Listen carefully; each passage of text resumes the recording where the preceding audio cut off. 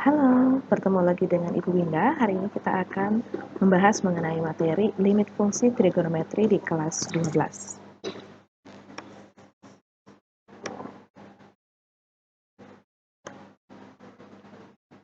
Jadi kalau berbicara tentang limit, sebenarnya masih sama dengan yang waktu kalian pelajari di kelas 11. Jadi tambahannya hanyalah di kelas 12 ada fungsi trigonometrinya. Jadi langkah-langkah kita akan membahas 4 hal. Yang pertama mengenai metode dengan substitusi langsung. Yang kedua dengan rumus dasar limit fungsi trigonometri. Yang ketiga dengan pemfaktoran. Dan yang keempat dengan menyederhanakan suatu rumus trigonometrinya. Tapi sebelum itu kalian harus ingat kembali bagaimana sudut-sudut istimewa dari sinus, kosinus, dan tangen, yang mana kita akan sering menggunakan dalam fungsi trigonometri. Oke, kita lanjutkan. Yang pertama dengan metode substitusi langsung. Jadi penerapan metode substitusi langsung dalam menentukan atau menyelesaikan limit fungsi trigonometri itu sangat mudah ya. Jadi hanya tinggal kita ganti nilai x-nya sesuai dengan yang tertera di soal. Oke, sebagai contoh. Limit x mendekati pi per 3 dari sin x plus 2x. Sin x plus cos x. Oke, pertama kita cek dulu. Pi per 3 itu akan sama dengan 180 derajat dibagi 3. Jadi kalau dengan metode langsung, substitusi langsung, tinggal ganti nilai x-nya dengan 60 derajat. Sehingga menjadi sin 60 derajat ditambah cos 60 derajat. Sin 60 derajat, jadi harus ingat seperti yang tabel yang sudah Ibu berikan sebelumnya ya. Sin 60 derajat itu adalah setengah akar 3, cos 60 derajat itu adalah setengah. Jadi hasilnya sudah langsung setengah akar 3 ditambah setengah. Jadi konsepnya harus diingat lagi sudut-sudut istimewa, sinus, kosinus, tangen.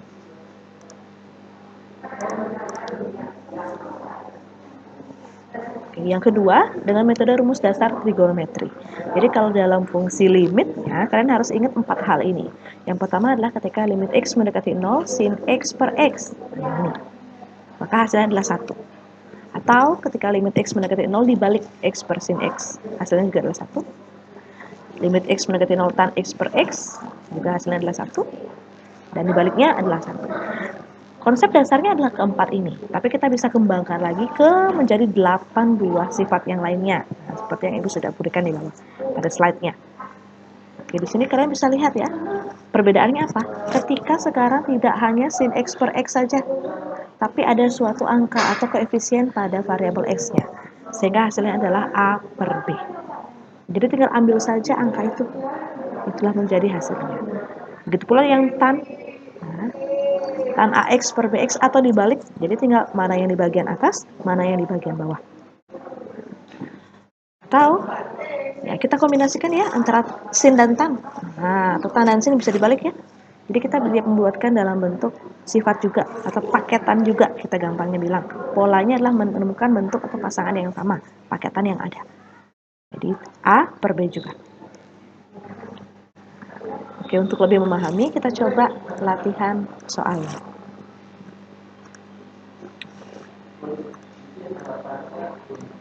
Nah, nomor 1, limit x mendekati 0 sin 2x per 3x. Bagaimana? Nah, tinggal kita lihat, oke sudah paketannya nih. Nah, jadi maka hasilnya adalah langsung angkanya kita pakai ya, 2 per 3. Nomor 2 juga sama, ini juga paketannya. Sehingga jawabannya adalah tinggal ambil koefisien dari x-nya ya, 2 per 3. Nomor 3 juga, tan, ingat yang ada dalam sifat rumus dasar trigonometri hanya sin dan tan. Kalau cos, nah, kita harus menunggu lagi. Oke, kita lihat dulu bentuk ini. Maka hasilnya 5 per 3. Nomor 4, berarti angkanya tinggal ambil saja 2 per 6. Kita sederhanakan menjadi 1. Nomor 5 adalah ambil koefisiennya 2 per 5. Karena tan dan tan ada, sin dan sin ada, kombinasi juga ada.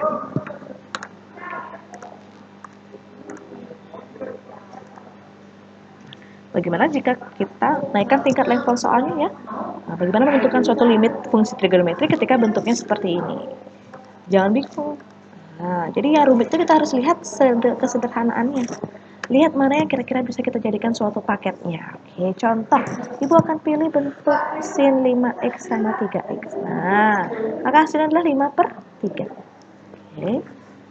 Kemudian sisanya, oke, x per tan 2x. Nah, maka hasilnya adalah 1 per 2. Ya, sehingga Hasil dari limit itu adalah tinggal kalikan 5/6. Oke. Bagaimana dengan nomor 2? Nah, kalau kita ingat lagi rumus dasar trigonometri kan tidak ada yang bentuk kuadrat ya. Nah, jadi agar lebih memahami, kita sederhanakan aja bentuk kuadratnya. Oke, di sini kan sin kuadrat 2x, sinnya 2 kali. Kita tuliskan sin 2x, sin 2 per, nah ini x-nya kuadrat juga, x kali x. Nah, setelah itu kan kita lihat mana yang bisa jadi paketannya. Kita misalkan ibu pilih ini. Nah, jadi pasangkan ya, harus ada, kalau udah unsur x harus sama x-nya. Sehingga 2 di sini sendiri nih, nggak ada paketnya, kita kasih 2 dulu. Yang pertama hasilnya adalah 2/3. Yang terakhir adalah 2/1. Oke, sehingga hasilnya adalah 8/3. Betul sekali.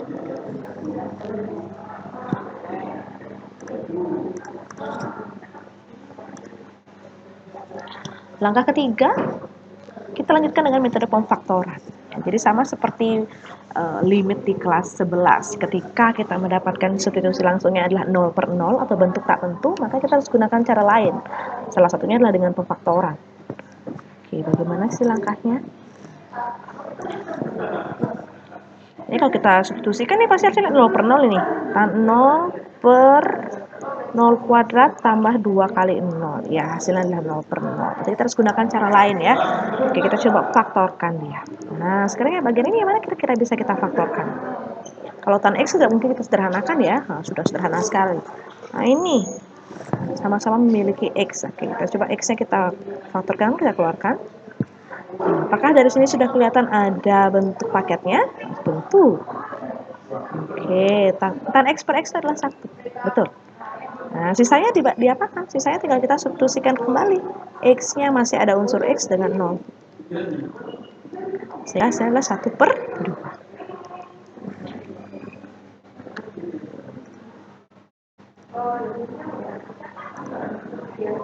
Oke, yang keempat adalah dengan menyederhanakan fungsi trigonometri. Nah, ini tadi. Nah, sebenarnya kalau dalam rumus dasar limit fungsi trigonometri itu, kita biasanya menggunakan sin dan tan saja. Tapi bagaimana dengan cos? Nah, jadi kalau dengan cos, karena harus ingat kembali materi di kelas 10 dan kelas 11 ya. Bagaimana perubahan-perubahan dalam identitas trigonometri yang berhubungan dengan cos. Oke, contohnya ini.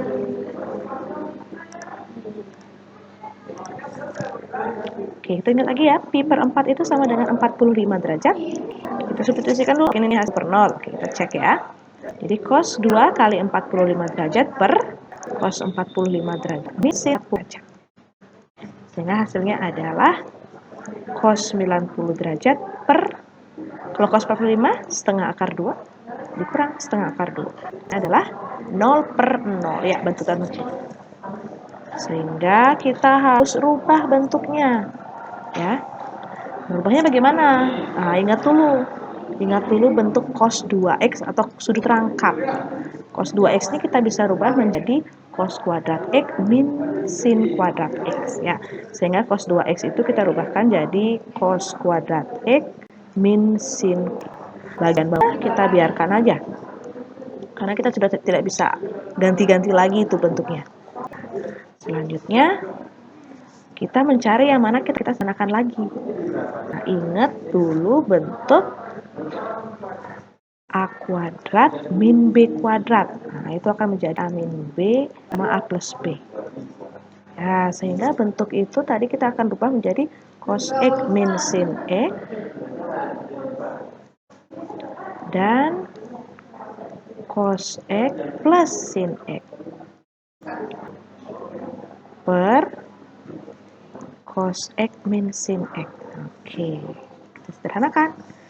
Kita bisa coret. Selanjutnya setelah kita sederhanakan, tinggal kita ganti X-nya dengan 45 derajat tadi, atau pi/4. Sehingga hasilnya ada akar 2 dengan akar 2. Yaitu akar 2. Oke, jadi bedanya adalah untuk yang terakhir ini, kita harus mengubah bagaimana, ingat lagi bentuk-bentuk identitas trigonometri di kelas 10 dan kelas 11. Nah, ini Ibu sudah rangkum ya. Untuk materi-materi yang ada di kelas 10 dan kelas 11, kalian bisa screenshot. Nah, jadi screenshot layarnya, jadi kalian bisa ingat lagi, bisa catat lagi. Banyak sekali ada bentuk-bentuk fungsi trigonometri waktu di kelas 10 dan kelas 11 yang kita harus gunakan di kelas 12. Oke, sekian dulu video pembelajaran kali ini. Silakan kalian coba secara mandiri latihan-latihan yang Ibu sudah berikan di sini. Semoga berhasil dan tetap semangat dalam belajar.